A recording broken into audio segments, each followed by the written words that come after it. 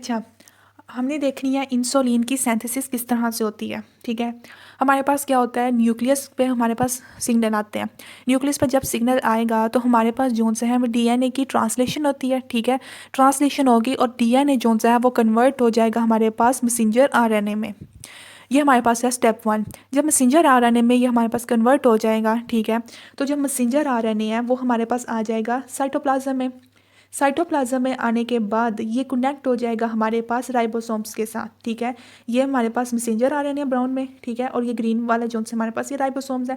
Messenger RNA हमारे पास ribosomes के साथ जोन से हैं वो अटैच हो गए हैं। ठीक है, अब क्या होगा, हमारे पास मैसेंजर आरएनए की ट्रांसलेशन जोन से है वो इनिशिएट हो जाएगी।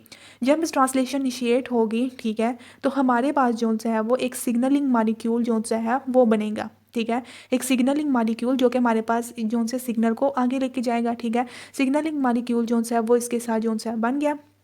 अब सिग्नलिंग मॉलिक्यूल क्या करता है, राइबोसोम्स और मैसेंजर आरएनए को लेके जाएगा एंडोप्लाज्मिक रेटिनाक्यूलम में। ठीक है, ये हमारे पास क्या है, एंडोप्लाज्मिक रेटिनाक्यूलम। ठीक है, ये हमारे पास ये जो सा सिग्नलिंग मॉलिक्यूल है ये फर्दर जो से आगे वाले राइबोसोम्स और मैसेंजर आरएनए, ठीक है, उनको लेके आए यहाँ पे एंडोप्लाज्मिक रेटिनाक्यूलम में।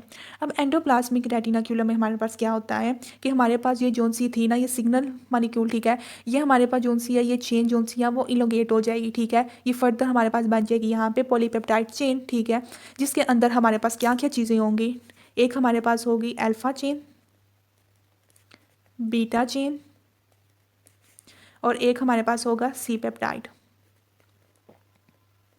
ठीक है, ये तीनों चीज़ें यहाँ पे हमारे पास ही है, इस सिग्नल मॉलिक्यूल के साथ जोन सी है वो फर्दर आ गई हैं। ठीक है, अब क्या होगा कि हमारे पास एक एंजाइम जोन सा है वो एक्ट करेगा। ठीक है, इसके ऊपर